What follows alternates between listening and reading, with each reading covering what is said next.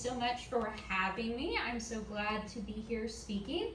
It's been a while since I've been to a speaking engagement. I have a 3-year-old and I haven't done any speaking engagements since having her, and she's fried a few brains, so this will be exciting. All right, so let me get this up and going.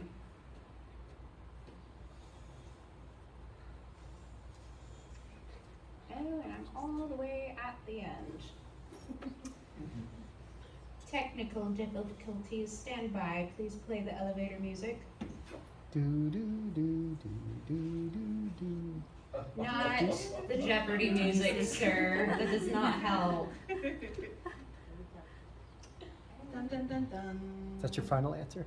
That's my final answer.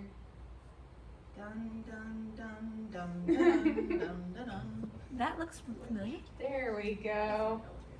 All right. So, to open this, I'm going to paint a little bit of a picture for you. She was 11 years old when her dad died in a mining accident. Her mother was so traumatized by the mining accident and the death of her father that she shut down. She quit taking care of her and her little sister. Her and her little sister almost starved. They were in a very bad way, and if it had not been for the kindness of a few people in town and for her resourcefulness, her and her sister and her mother would have died. As she grew up and became an adult, she had difficulty having any close relationships. She had difficulty recognizing her emotions, having emotions. She was emotionally numb. She was stuck in routine, and every day was the same day. She had difficulty connecting with anyone other than her sister, and even her little sister she would often push away. This ended up later compounding PTSD that she got from an event called the Hunger Games. Katniss Everdeen is a character who you don't see all of the past trauma that happened to her, but it's there and is what forms her, forms the girl that you meet on the very first page. That characters immediately go, ew, I like this girl. So, we're gonna get into that. The question with Katniss is, was it her father dying in the mine accident that caused her trauma? Or was it her mother shutting down and not meeting her emotional needs that caused her trauma? So, I am Catherine White. My husband is right over here. I write under the name Catherine Fogelman. I'm also known as the Keeper of Dragons. Just saying. You may bow to me. So you can find me at my website, catherinejfogelman.com. If you're familiar with Linktree, all of my social media, my website, my blog posts are on my Linktree, and that is at Fantasy Dragon Author. I am passionate about talking about 3 things, 3.5. Dragons and coffee, storytelling, and trauma. Healing it, not causing it, most of the time. Today we're going to be talking a little bit or a lot about where trauma starts, because that is so important for no matter what genre you write in, what story you are writing, your character is likely going to have trauma that has been shaping them. So we're going to be talking about where that starts, what it looks like, and how to write it. So, where does trauma start? Is it tragic or is it quiet? Fantasy authors, especially young adult fantasy authors, which is what I am, love to burn the entire village down and wipe out the entire family in front of the character's eyes. We love trauma. We love creating Batman. So, but most trauma, as I have learned through writing and reading and counseling and stuff, does not start with the village burning down. That may compound it, but usually everyone is formed from trauma before. the 3 basic types of trauma. Now, trauma is not a one-size-fits-all. It is absolutely individualized. No 2 people have experienced trauma the same way. My siblings and I went through the giant wildfires in 2015, 2016? 15, 14, 15? 15, I think. Somewhere around there, where millions of acres were burned through Texas, Oklahoma Panhandle, Colorado, Kansas. And we had to drive through the flames of that wildfire. All of us. There are 6 of us. And none of us experienced the trauma the same way or reacted in the same way or had any of the same symptoms afterward. So it is not a one-size-fits-all. The 3 types are PTSD, also known as acute trauma, generational trauma, also known as chronic trauma, and foundational trauma, aka complex trauma. As always, do your research. When you are creating a traumatized character, as I said, no one size fits all. You need to do the research, find out what the symptoms look like, and if possible, talk to people that have trauma. They're not that hard to find. All right, so the poster child for trauma that we see in most books, especially dystopian, young adult fantasy, is PTSD. We love PTSD. We love the characters that wake up in the night screaming from the nightmare that reminded them of the event, the tragic event. So PTSD is usually caused by a terrifying event. It can impede your social life, your work life, relationships, day-to-day tasks. It can cause intrusive memories, avoidance of situations or people or even vehicles or certain soft drinks. I've seen it affect people in that way. It does absolutely create negative changes in thinking and mood and changes in physical and emotional reactions to things. The next trauma is generational trauma. It happened to me and I turned out fine. That's going to be your generational trauma right there. So generational trauma, I think people in Oklahoma are maybe a little more familiar to this because it is the trauma that is handed down from one generation to the next. And Oklahoma has a lot of that because of the Native Americans, the First Nations, getting moved here.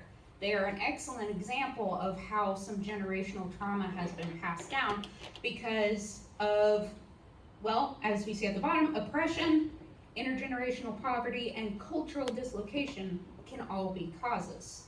They can all trigger, usually it starts with a PTSD event, and then great-grandma shapes her life around that event, and then she hands it down to grandpa, and then grandpa hands it down to dad, and then dad hands it down to sons and daughters. And so we will get into that a little further, but that's a fun one to play with. The next one is foundational trauma. Everybody, every human being has some level of foundational trauma. Because I don't know if you guys knew this, but parents aren't perfect. And I've been finding this out the hard way with my little 3-year-old. I am not a perfect parent. I did not have perfect parents. We all mess up to some extent, and we pass on little scars, little cuts, little bits of emotional damage to our children. So everybody has a level of foundational trauma. It doesn't have to be the childhood sexual abuse or the beatings or the acute types of trauma. It can be little things like not getting hugs and affection. Oh, suck it up. It didn't hurt that bad. That can cause a little cut. And not having the belonging and understanding where they don't feel like they're a part of the family necessarily. The youngest child gets that a lot where they kind of get shuffled to the corner and just keep up with your siblings, you're fine. So that is the foundational trauma right there. Okay, now we're going to go into a little bit more about what do these 3 different traumas look like? What are more of the symptoms and the relationship dynamics? So just a quick overview here is how it can show up, and I guess I ought to point this, how it can show up and the relationship dynamics that it can have on your character or even us. So basically, how it can show up, you can break that down. While you have lots of little different symptoms and stuff, you can break it down into two things. Either your character has no relationship with themselves and they become a codependent person. They expect somebody else to have their relationship with them. They expect their emotional needs and everything to be met by the other person. Or they have a dysfunctional relationship with themselves, and that makes them narcissistic. Most of your villains are going to be narcissistic. My character in my book, The Dragon's Son, is a very codependent person. He relies on the dragon to have a relationship with him. And he does not have a relationship with himself. He does not deal with his emotions. He avoids them. He avoids feeling it. He wants to open his nothing box and stay there. And the dragon can tell him how he should feel about things. It's a very codependent relationship. So obviously it can show up as a myriad of different ways in relationships. So, all right, starting out with the good old poster child here, PTSD. So obviously, our favorites with PTSD is the nightmares and intrusive memories, but sometimes it can show up with little things like irritability. My mother has childhood post-traumatic stress disorder, and growing up, she was a very irritable person. We were always walking on eggshells, and you didn't know why. It was just there. It was how she was. But that is usually a very good sign. Hypervigilance, lack of interest in activities that they once enjoyed but just don't have the energy for anymore. Definitely difficulty expressing positive emotions. My character in my book deals with overwhelming guilt or shame. That's why he wants to live in his nothing box. He does not want to deal with that. They obviously can get into self-destructive behavior. That's why when, Vietnam War, we saw a lot of soldiers come back with very self-destructive behaviors. Physical symptoms are very common, but they vary. And in PTSD, what makes it unique from the other two traumas is that the symptom intensity varies over time. So it's not a gradual scale up or gradual scale down. It is always a wave. They have peaks and valleys. There's going to be months where it's like they're great. They have no symptoms hardly at all. And then they'll have a few days or even a few months of they can't get it together. Their life is a mess and they don't know why. Obviously, this is going to result in affecting their relationships. They often feel detached from family and friends. They have a hard time getting that emotional connection. So they have a hard time maintaining close relationships. There is a lot of emotional outbursts at the same time as being emotionally numb. It's always a hot or cold. Sometimes they lean one way more than the other, and they will often have memory problems.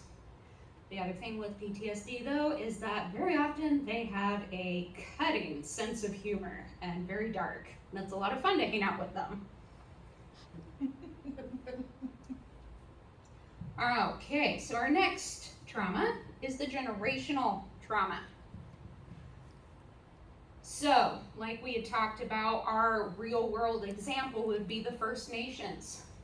There's lots of examples through history, even in current history, that we can point to. And I brought a lot of this into my book as well. I keep plugging my book, isn't that awesome? So I brought a lot of this into my book as well. I based my character and his people off of the First Nations. So I had to do a lot of research on what does generational trauma look like. There is usually a big mistrust of outsiders. This is the trauma group where you will find eating disorders the most often in. They will tend to pass down irrational fears, boogeyman stories, and like the, my brain just went blank, but basically, like the families that still salt their windowsills or other weird things that happen out there gets passed down from generation to generation. This is also the one where you see most of the domestic violence, as well as issues of addiction, low self-esteem, and sexual abuse. Low self-esteem, I would probably argue, is where all the other issues come in. So obviously this is where you end up, if they have a low self-esteem, then they're gonna wanna numb that pain. So then they get into different addictions.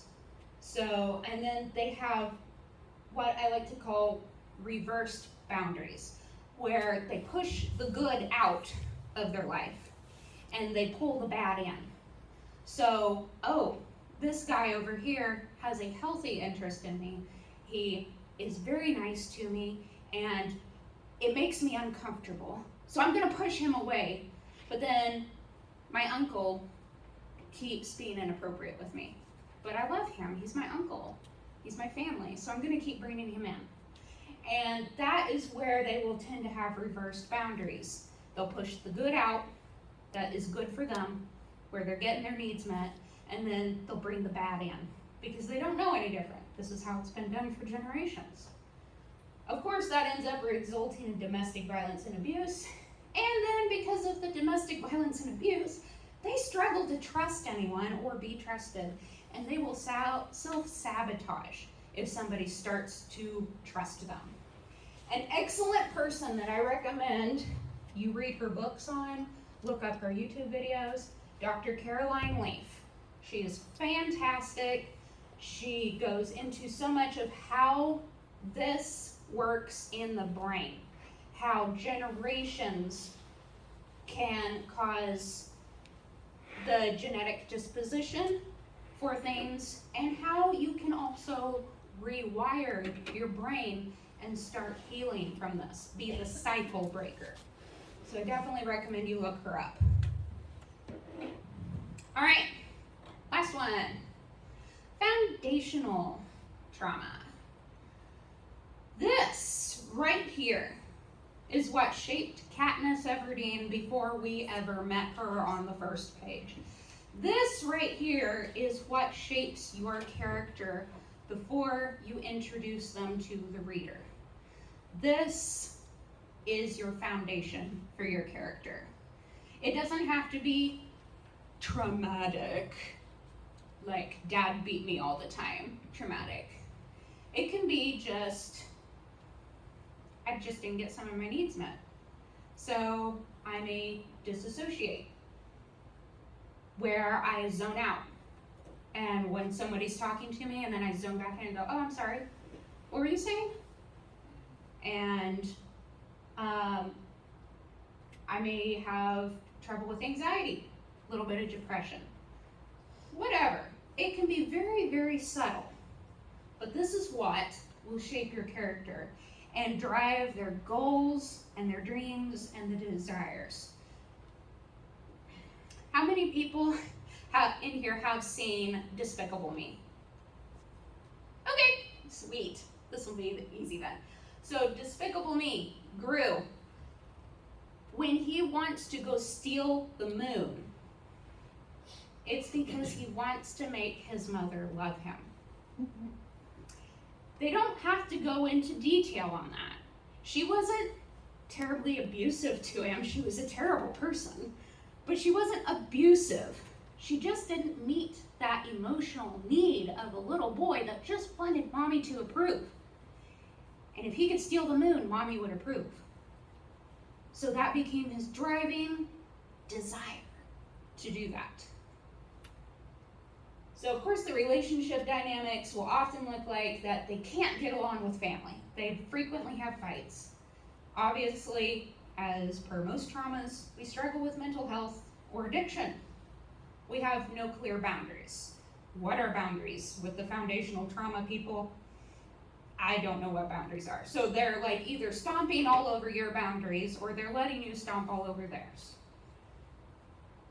Their physical and emotional needs are being met erratically, so they either meet somebody else's emotional needs off and on when they feel like it, when it suits them, and at the same time, they will let their emotional needs be met erratically because they're not worth it. As soon as they start feeling like it's being met, it's like, oh, I'm not good enough. I'm a messed up person. So, and then obviously they struggle to openly show emotion, whether that's good emotion or hard emotions, they struggle with it. So, how do you write it? That's the tough part for some people. So, the big thing to remember with this is that it looks and feels normal for your character. They do not recognize or see it as a problem at all. More often than not, they see it as safe. This is where I'm comfortable. This is where I'm safe. This is how I've gotten along forever. This is just how my family has always done it. This is what keeps me safe. Katniss Everdeen didn't recognize that she had a problem connecting with people. I go hunting with Gale. It's fine. I show up for my sister and my mom are well fed. I don't see what the problem is. I'm taking care of this family. So, a lot of times how that comes out is obviously they're not going to express emotions or their needs. If they have needs, that's a problem. Nobody's going to meet their needs. Why should they have needs? They pretend to be fine. They stay around harmful, toxic people a lot. Romance authors love that line right there. So they forgive and forget, but then there's no change in behavior. Another one that I personally love is that they use aggression, either passively or actively, to get their needs met. So whether it's physical aggression, verbal aggression, emotional aggression, passive aggression. I love passive aggression. They will make sure that their needs get met without verbalizing it. And then they notoriously react in the moment. When something happens, they're triggered, they react rather than respond. Pause, think about it, and think of the best response to have. So, there are two thought patterns that go in with some of this that can kind of help you, because trauma is so internal, you don't show it outwardly as much. That's where PTSD is easy. That's why PTSD, whenever you type in trauma in the Google search bar, Google is like, oh, you want PTSD? Here you go. And it's like, no, maybe I want something more internal. My character isn't traumatized. I'm writing a romance novel. I don't need to burn their village down. So, you have the anxious thought patterns. During a conflict, people with anxious thought patterns, they focus only on the bad. Why did I ever get with this person? They're such a jerk, this and that and another thing. And why do I deal with them? And it doesn't even have to be in a romantic relationship. It can be in a family relationship or a friend relationship. They only focus on the bad during the conflict. And then after the conflict, they go, they're such a good person. I love them so much. They also have the scarcity mindset. I'll never find anyone else. There's no one else out there for me. No one who's going to put up with me. They have the all or nothing. I've ruined everything. They anticipate something bad happening at every turn. I know something is going to go wrong. They have the urgency. We need to resolve this issue right now. I need to answer this text message right now. I need to go save the princess right now. They will tend to be a little bit manipulative. I'll ignore them so they can chase me. That's where that passive aggression comes in. And they also tend to think, if I were different. They have the if I were different thought pattern that constantly loops around. My character in my book has the anxious thought patterns. As much as he tries to not have it, these are all constantly bugging him. So these are just some examples of what you can be doing if you have a character who has the anxious thought patterns, okay, what are they going to be thinking? They're going to be focused on scarcity. They're going to be anticipating something going wrong. They're going to be urgent about everything. And they're going to be trying to manipulate people into meeting their needs rather than speaking it out. The next thought pattern is the avoidant thought patterns. This is where you have your super independent people that don't need anybody. This is Katniss Everdeen and a lot of other young adult, broody, dark, I don't need anybody, I'm Batman. So they will have the hyper independence. I don't need help from anybody. They generalize. Well, the last one ended, so will this. The last road trip ended badly, so will this one. The last relationship ended badly, so will this one. They idealize someone who's gone. Well, Jake wouldn't have treated me like you just treated me now. Mama would have never said that to me. They have a fear of disappointing, so they push people away, keep them at an arm's distance, and always have a facade up. They cannot be allowed to see the real me. If they knew the real me, they wouldn't like me, and they'd leave. So I'll just keep them at an arm's distance so that whenever I feel like they're about to see the real me, I can push them away. It'll be less painful that way. So I don't know how to deal with others' emotions, and I don't want to deal with anyone's emotions. When the coworker comes up and is crying to them, or somebody is talking about how they're in love with somebody, they're like, ew, emotions, gross, get away from me. They don't know how to deal with that. They don't want to deal with their own emotions. They definitely don't want to deal with anybody else's. So they're the very awkward, stiff person that when somebody begins to emote to them, they don't know what to do. And they're going to move away, get away from you. And as soon as they have a partner who starts getting emotionally invested in them, they're going to leave. They're going to get away. They also believe that if they are in any sort of a relationship, romantic, family, or friendship, that relationships are for controlling them. So that is trauma in a cute little package. There is a ton more research that you can do, and I recommend you do. Because, like I said earlier, trauma does not fit any one person precisely. And each character is a person that we have created. They're unique. But a big part of trauma is healing. So your foundational trauma is what is setting your character up in that first page.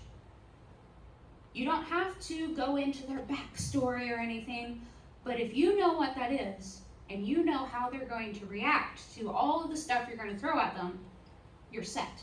And in that first page, your reader can get to know exactly who they're dealing with. In the same light, healing is your character arc. That is what causes that big character development. Healing is what made Bilbo Baggins from, I just want to go home, to the best burglar ever. All right. Next. So the first thing to realize is that healing is scary. As I said earlier, they don't recognize they have trauma. Trauma is what we've always done. Trauma is who I am. Trauma is comfortable. I don't want to heal. That's scary. A couple people I recommend, if you want to do, and I do recommend you do more research on this, Dr. Lisa Marie Del Rio on Instagram. Fantastic. She does a fantastic job of walking you through what that healing journey can look like for men, for women, for just everybody. And then Changes That Heal by Dr. Henry Cloud is a fantastic book. He walks you through all the steps of what changes look like that cause you to start healing.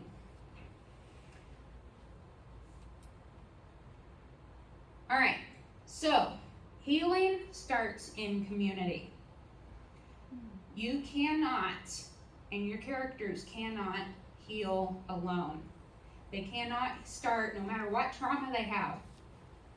You know, we don't send our PTSD war veterans to a solitary room by themselves and say, get better. We bring them into a community. They have to have that emotional connection with other people or they will not start healing. That can look like reparenting and safe relationships. They start learning how to communicate and have accountability. Reparenting is very popular in the fantasy genre. You've always got that wizard guy that comes along, or the old mentor of some sort. What is he doing? Or they doing? Reparenting that young main character. Showing them what a safe person in a safe relationship can look like. And teaching them how to communicate and have accountability.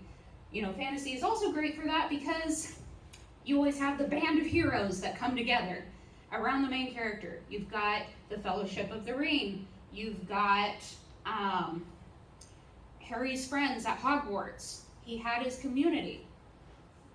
This is where healing starts and where your character starts building themselves and starts coming to that pivotal moment in the story when they have to change or all is lost.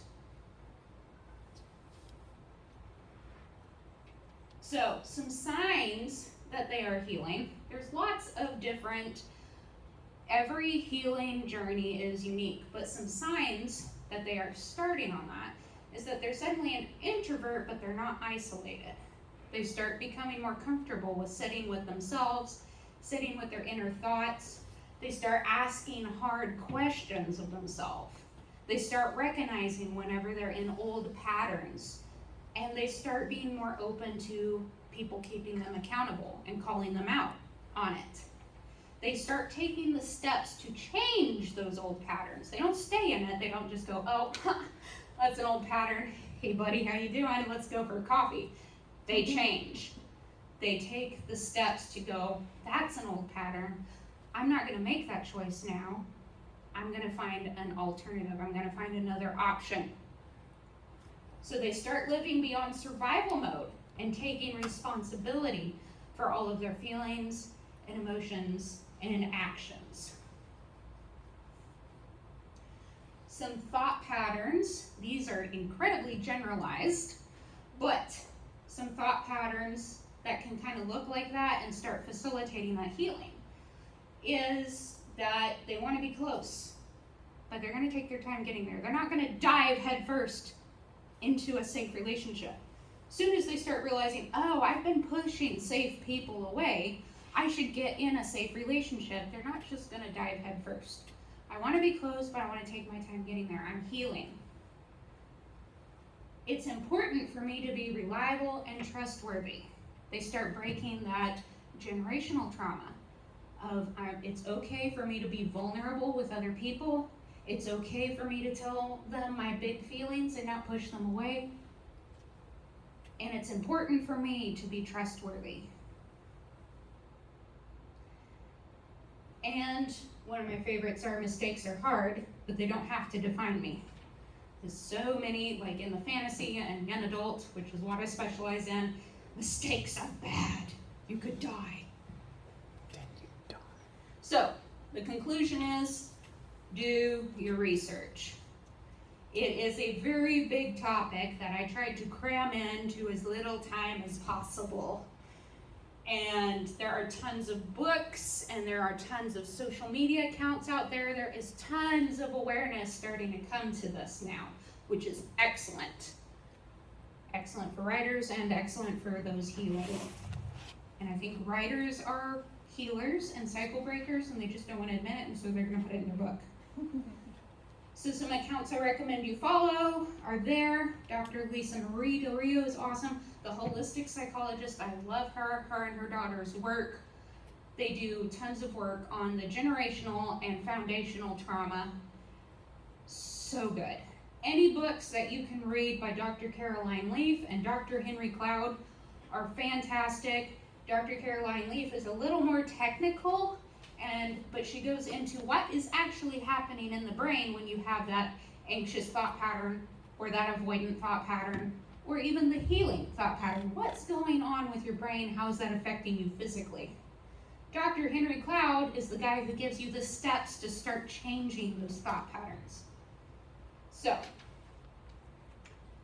and please follow me. Thank you for coming. Oh yes, I also was going to have books for you guys, but Amazon did not ship them in the time, and they say it's supposed to be here Monday, but I'll believe it when it shows up on my doorstep. So I will end up at some point with a bunch of books on my doorstep. If you guys would like to order a signed copy, I will ship it to you. I have information on the back table where you can get that. I also would like to give one away, so I have my fancy schmancy notebook here that I will kind of let you guys pass away. If you want to leave your name and email, I will pick somebody with a random number generator and give somebody a free book. So, thank you. I have a question. Yes. I was noticing on your book there, FP Spirit, Yes. and this is another person that you're working with, or is this the illustrator, or what? No, he is another author that I have co-authored several books with. So I have a lot of fun working with other people, and yeah, so his series, The Heroes of Ravenford, which is what these two books come from, I helped him write that, and especially, yes, and he was wanting a lot of help with his female characters and getting into the female brain, so that's where I stepped in to help him, and then he's like, you know what, you've written so much of this, I'll just put you on a cover and let you keep writing. So. I was just curious. Any other questions? There was a question through Facebook. Yes. What about a character that shuts off feelings, that isolates themselves, neither codependent nor narcissistic? That would be actually starting to fit into the narcissistic pattern. Narcissists are not always extroverted or out there trying to control other people. Let me pull this up. So, narcissists can very often are isolators. They will isolate themselves, they will isolate the people they are trying to control. If they don't have anyone to control, they'll isolate themselves. They will become emotionally numb, because if you don't have emotions, then you don't have any internal process going on telling you that you're messing up. So it fits into the narcissistic pattern. Research narcissism. It can be healed. A narcissist does not have to stay a narcissist. It is harder though, because they will shut down those internal emotions, those feelings when you get this is not right, I'm doing the same thing again. They shut it down and they focus on controlling somebody else. So that's how that works. Yes. So instead of healing, some people don't heal, they get worse. I'm thinking of Batman. He didn't actually heal from his wound, he coped with his wound by becoming Batman. Right. Yeah. And so he actually, I mean, depending on your point of view, he actually got worse because he became Right. Yes. not a nice guy. Right. Yes, Batman is one of the huge things a lot of people in this trauma conversations debate about. So a lot of people do see him as going on the healing journey, and he's trying to let that angry part of himself come out. He's hiding it behind the bat mask, and he's out there trying to do good and help other people. And then some people see it as, no, he just got worse and basically became a villain. So this can happen to our characters too, to our protagonists. Yes. They don't cope, Mm-hmm. and that perhaps is part of becoming a series of books rather than one book. If they heal, maybe we have one book. If they don't heal, then we have a continuation. Right.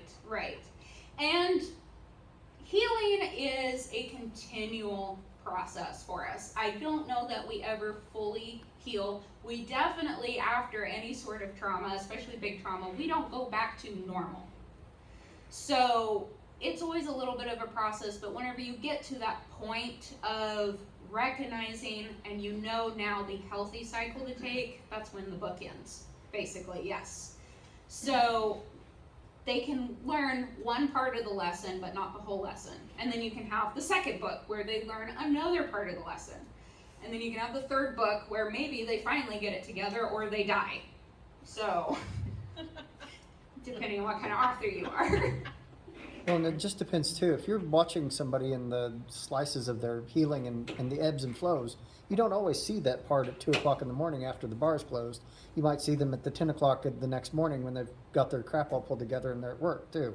So Right. it's all, where you're seeing them at. Yeah, yeah.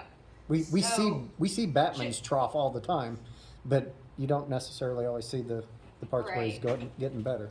Yeah, and that is, it depends on your character, whether you're writing a heroic character that is taking the steps to become a better person by the end of the book.